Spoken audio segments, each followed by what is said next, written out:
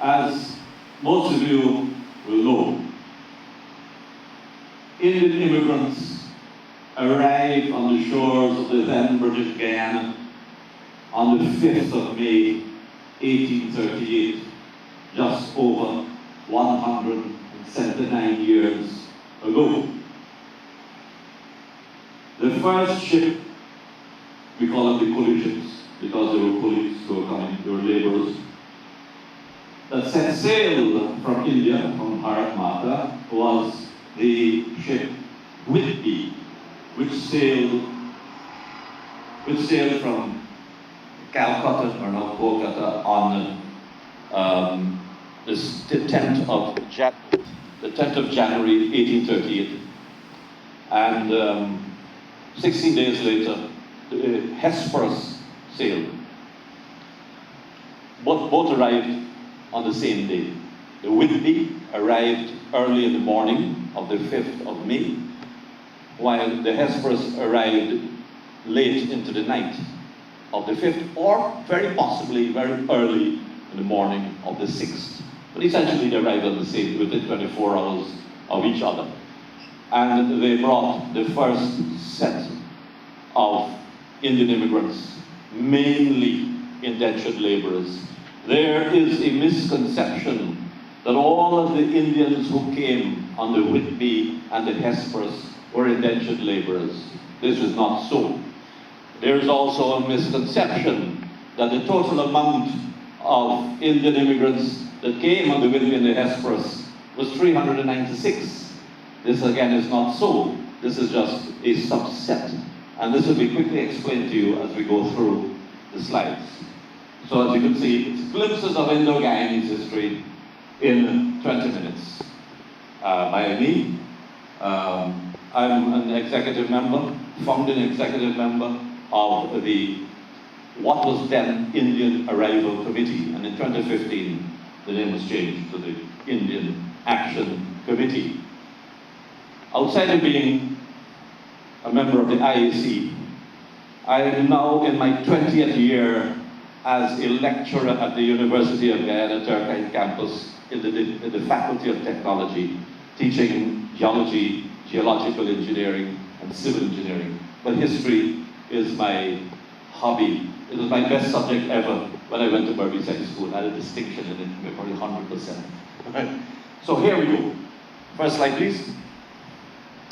Here we have the governor of British Guyana just before the Indians came. He died shortly, but he was the governor during the time when the planters were arranging to bring Indian laborers. And this is Sir James Carmichael Smythe. He died here, as you can see, on the 4th of March, 2 months before the Indians arrived. He basically would have been the governor from 1833, around the time of the abolition of slavery, and throughout the entire period of apprenticeship. Incidentally, he was a veteran of the Peninsular Campaign during the Napoleonic Wars, and he was the chief of the Royal Engineers at the Battle of Waterloo as a colonel in the staff of the Duke of Wellington, Fort Wellington, named after the Duke. Next slide, please. Now here we have the Whitby and the Hesperus. Now this is called the Gladstone experiment, after one John Gladstone, a merchant of Liverpool, who was the father of the future Prime Minister of Britain, William Ewart Gladstone, 4 times PM of Britain.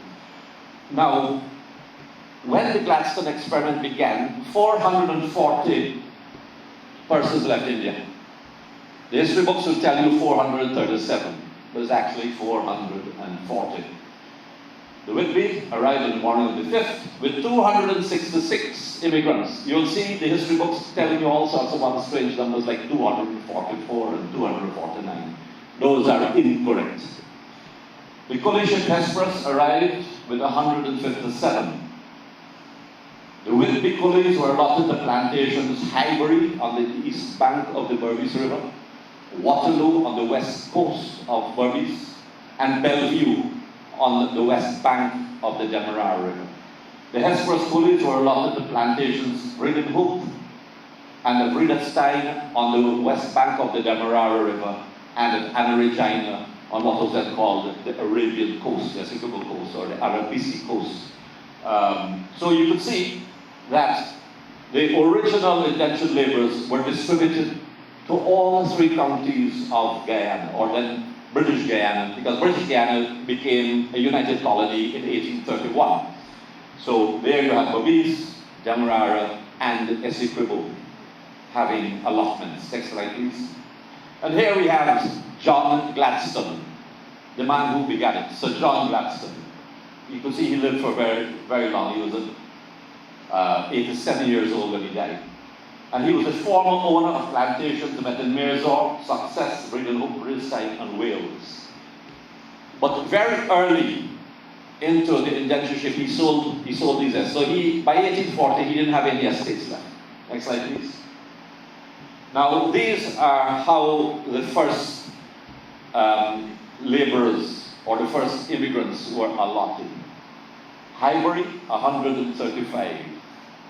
Bellevue, 84. Anna Regina, Hope, 70. Anna Regina, 56. Waterloo, 47. Vredestein, 31. Vredestein no longer exists. It's under bush or cultivation now. So you can see that the total amount of persons allotted, meaning arrived here alive, 423. It means that 17 died at sea. And you'll find that 4 of the persons who came on the Whitby died at sea, including 3 adult males and 1 child, and 13 died aboard the Hesperus, 11 from cholera, and 2 of them jumped overboard. Next slide, please. So here now we're going to clear up some of the errors. The total amount of Indians landed alive, 423. The number of male Christian Anglo-Indian interpreters / superintendents were 6, because there were 6 estates, and these 6 persons were the interpreters between the indentured laborers or coolies and the overseers and managers. There were 21 children who accompanied the adults. And now you see the famous number of 396. The number of Indian indentured laborers was 396. So when you have to add up the 396 plus the 21 plus the 6, and you get 423. So this research was done by the Indian Action Committee. We have had access to the British parliamentary papers of 1839 and 1840, and from those records we were able to do this work and produce these new numbers. So after 179 years, we can now have the corrected numbers. The number of male indentured laborers was 382. The number of female indentured laborers was 14. So 382 and 14 makes the 396. The number of married female laborers, so 13 persons came married. 13 males and females were married when they landed here. So you can see that the number of unmarried female laborers is 1. Right? So now, if you look at the number of males, adult males, you have 382 plus 6. The 6 interpreters, that's 388 adult males, of which 13 were married. So if you subtract 13, you have 375 adult males for 1 adult female for 5 years of indentureship. So you can understand what happened there. By 1840, you had the first records of what we call Douglas being born in British Guyana. Because you can't expect 375 adult males to be celibate for 5 years. Next slide, please. Now here we have a record of the actual ships. There are many, many Guyanese. If you ask them how many ships came from India, they say 2. The Whitby and the Hesperus. You know? The Whitby and the Hesperus alone brought 239,000 people. Many, many Guyanese are believe only these 2 ships came, bringing all these people. But in fact, 245 fully ships came, and they made a total of 534 voyages from India to British Guiana across the Kalapani. And once they crossed the Kalapani, they lost their caste, so they were immediately casteless from the time they set foot on a ship on the ocean. Just over 239,000 immigrants were transported by these 245 ships. There are about 5 or 6 numbers as to the actual total. So the IAC is also working to get the correct number, because you can only have one correct number of the total amount of people. You can have 6. As you see, 2 coaling ships arrived in 1838, the Whitby and the Hesperus. And then during the second period of transportation of indentured laborers from 1845 to 1848, there was a lull after 1848 when there was a shortage of capital to pay the merchants in Liverpool, etc. 34 coaling ships came between 1845 and 1848, and they made a total of 44 voyages. Then there was an unbroken stream of indentured laborers and others between 1851 and 1917. 209 coaling ships made 488 voyages during this time. Next slide, please. Now, as I said before, many people think only the Whitby and the Hesperus came. But here we have ships that made 10 voyages. The Foyle came here 10 times. The Jura came here 10 times. The steamship Sutlej, SS, means steamship, they also sailing ships, came 10 times. The Brenda and the Sheila, 9 times each. The Elba, the SS Ganges, there were 2 of them. The Lena, the Main and the River came 8 times. The Allenshaw, the Pan, the Clarence, the Ganges one, which is a sailing ship, and the Mersey came 7 times. The SS Chenab, the Ems, the Fort, the Ganges 2, the Howrah, the SS Indus, and the North came 6 times. So in all, I said there were 245 of these ships. Next slide, please. Now, pictures of some of the owners. These are 2 very famous owners, George Sandbach and James Tinney. There was a firm called Sandbach and Tinney. Some of you may have heard of Sandbach Parker. Now, Sandbach, the family Sandbach, he is a member, or was a member, is a member, J.R. Sandbach. They had a monopoly for about 3 years in the late 1870s to transport Indians here. They were followed by another company that was, I think they had a 5-year contract. And finally, the James Nurse Company, from 1883 before all the way to 1917, had a contract to transport Indian laborers. Next slide, please. Now here we'll have a look at some of the ships. You'll see in many publications, whether in magazines or in the local newspapers, you'll see images of ships purporting to be the Whitby and the Hesperus. There are no images of the Whitby and the Hesperus. But there are images like this, historical ones you can find on the internet. This is the Brenda, right? Which I said came 9 times. Next slide, please. This is the Ailsa. Next one. This is the Brenda and Jura dock in Calcutta. Next slide, please. This is the Volga, named after Russian river. Next slide, please. This is the Arno. Next slide. This is the Mersey. This is the Allenshaw, very famous ship.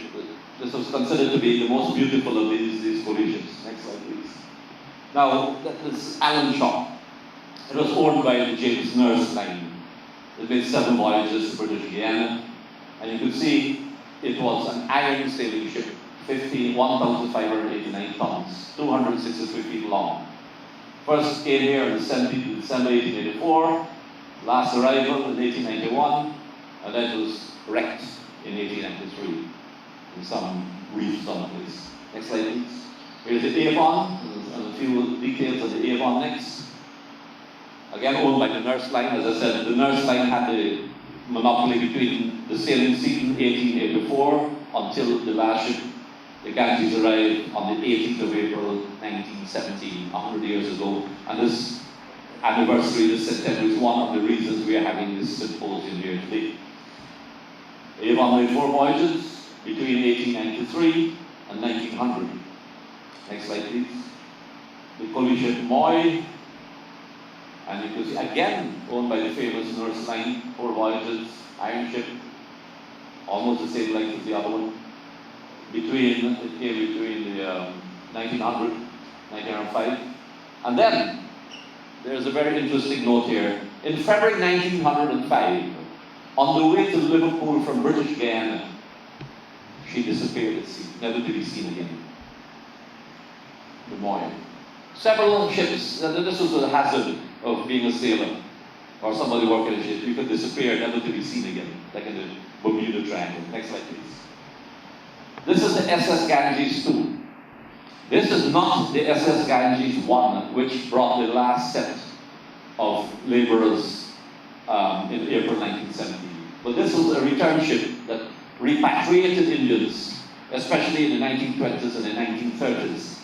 And on this ship, the very famous Guyanese Dr. Jung Bahadur Singh, J.B. Singh, was the doctor on this ship, taking people back to India. Next slide, please. Now here is a very famous photograph. You'll see this in many books of coolies disembarking one of the ships. This is how they look like when they came. Next slide, please. Here's a historic picture of Indian immigrants. Next slide, please. Musicians. Next slide is from Trinidad, the Indian immigrants in the late 1800s. Next slide, please. And these are kinds of dwellings that they would have lived in. Inhabited. Next slide, please. Many of you would probably know this type of loji. Next slide, please. And these were cottages at Plantation Diamond. We call these ranges. Next slide, please. Blairmont, Plantation Blairmont. They're becoming more modern. Now we come into some historical figures. This gentleman here is probably the most famous Indo-Guyanese of the 19th century. His name was Viraswamy Mudaliar. He was a zamindar of the Housdarian settlement, which was the first experimental settlement.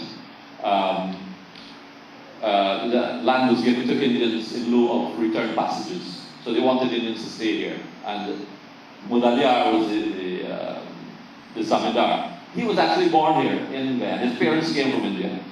And he became a very successful businessman. By the time of his death in 1913, he was a gold miner. He was one of the first Indians to go and mine gold. But before that, he was a businessman. His son was another prominent Guyanese, the late magistrate John Aloysius Virasamy.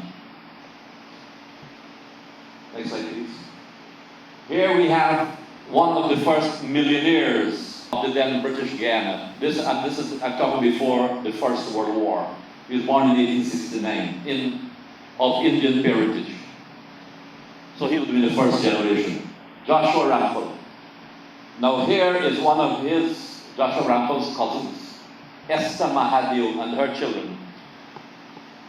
Before the First World War, the widowed Esther Mahadev was the first woman president of the Burmese Chamber of Commerce. This is over 100 years ago. She was a businesswoman after the death of her husband, Mahadev Misra, in 1903. He died in 1903. She was, at that time, 31 years old, 31 years old, with these 4 children. And she inherited her husband's business. And she managed it until her death in 1948, born in 1872, died in 1940. And something significant about her is that when the Rose Hall Estate massacre occurred, in which 15 indentured laborers, all born in India, were killed by colonial police under the direct command of the Inspector General George Casper de Renzi. This is the kind of name given for the Commission Police, the Inspector General Police. She rode her carriage. She crossed the Burmese River and rode her carriage herself all the way on those brick roads to Georgetown to make an official complaint to the governor, Esther Mahadev, a very strong woman. Now, this is Esther Mahadio's son-in-law. Her eldest daughter was married to Joseph Alexander Locke, King's Counsel. He was born in Amsterdam, but he attended Queen's College. And went to Britain to study law in the year 1909, came back to British Guiana in 1912, but didn't go back to New Amsterdam to practice because his elder brother was already practicing as an attorney, the late Edward Alfred Locke, who was the very first Guyanese to become a qualified solicitor in the year 1899. So since his elder brother was in New Amsterdam, he came to Georgetown. And at the age of 36, in 1923, he was elevated to the position or the title of KC, King's Counsel. He was the second youngest Guyanese ever, after Sidney Van Sertima, a Guyana scholar, to be raised to a KC.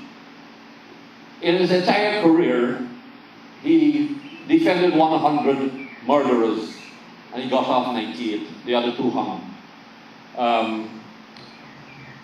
In the latter part of his career, he became a puisne judge, again the first Indo-Guyanese to achieve judgeship. And at his death in 1949, he was the acting Chief Justice of British Guiana, Joseph Alexander Locke. Here we have, as I mentioned before, the doctor on those last ships, Dr. Jung Bahadur Singh, the first person to be cremated in then British Guiana in 1956. Before that, all Hindus were buried. But he fought for cremation, and he got it. Dr. J.B. Singh. He was born at a place called Good Fortune on the west bank of Demerara, one of about a dozen children. His father came from Nepal, and his mother was from somewhere in India. So he was part Nepalese, and for many years he was the president of the British Guiana East Indian Association for many years. And this picture is taken on the Independence Day of India in 1947. It was celebrated here, and as you can see, the trellis at the back still exists today, not too far from here, at what is known as the Everest Cricket Club. You can still see it. You go up there at the back, the step going upstairs. So this picture was taken at what was then called the British Guiana East Indian Cricket Club, now known as the Everest Cricket Club in Thomas Lands, right? A short walk from here. And that was on Independence Day of India, 1947. Next slide, please. Here we have Dr. Singh and the extreme right sitting. His brother, the Solicitor Mangal Singh, sitting at extreme left in the photograph, and other members of the British Guiana East Indian Executive. This picture was taken in the 1920s. So these were the prominent Indians of the day in the 1920s. Again, another picture. Dr. Singh now, he's the shortest in the second row standing. His brother is sitting extreme right. And in this picture also, sitting second from right, is Dr. William Hewley Wharton, the first Indo-Guyanese to qualify as a medical doctor in 1899, a graduate of Edinburgh University. So he's with a bow tie, Dr. William Hewley Wharton. Here we have Dr. Singh's wife, Alice Bhagwande Singh, a Surinamese who came here. They got married in 1910, but she spent the rest of her life in British Guiana. And she had formed the British Guiana Dramatic Society. And her daughter, again, is a very famous Guyanese, the late Rajkumari Singh. You know, the Rajkumari Singh Center in New York. And her grandson, again, is the late Gora Singh, who was an Indian classical dancer. And there are many prominent persons of this family. Of Dr. Singh's grandson is the current retired Justice Jainarayan Singh. Next slide, please. Here is Mrs. Singh sitting in the center with members of her dramatic group, taken in the 1930s. Now here we have the late Mr. Dwarkanath, who wrote the first history book of East Indians.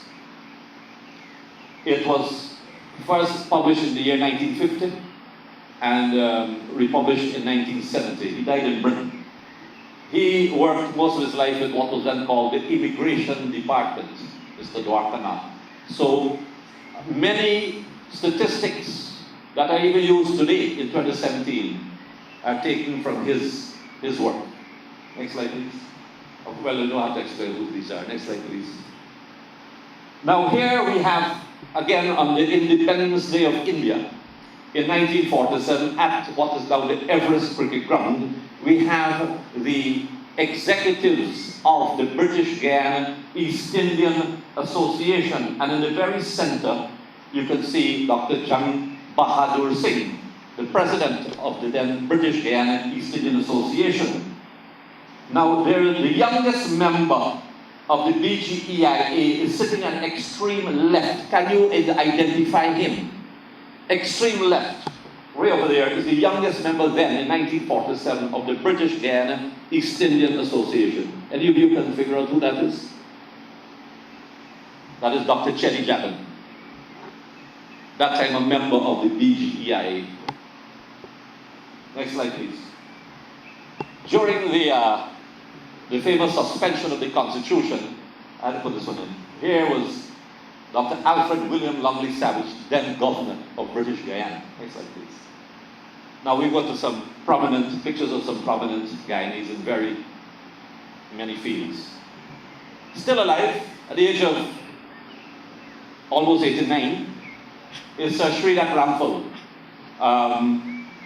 who spent 5 years at Berbice High School, the alma mater of the Honourable Minister and myself, before he came to Queen's College.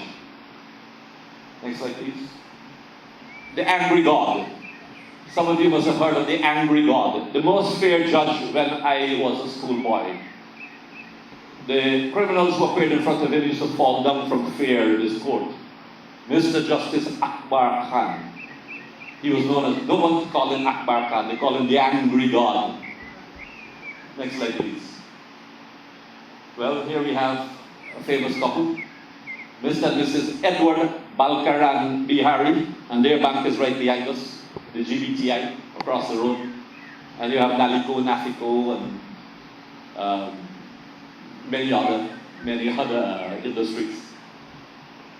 Again, 89 years old, another very prominent Guyanese, Dr. Yesu Persaud. Next slide, please. Mr. Sattar Ghafoor, still battling it out in the world of commerce. You don't have to say who this is. Haji Roshan Khan. Mr. Rafi Khan, very, very famous broadcaster. The late Mr. Ayub Hamid Khan. Again, another very famous broadcaster, legendary. I don't have to explain who this is. The greatest batsman Guyana has ever produced to this day, in spite of the heroics of Shivnarayan Chakrapal. Another very famous batsman from Port Morant, Albert Caltran. The second highest aggregate West Indian after Gordon Greenwich. That is Albert Caltran, 32,950 runs. Sheikh Fawad Bakas, who made 250 runs in a test match in India.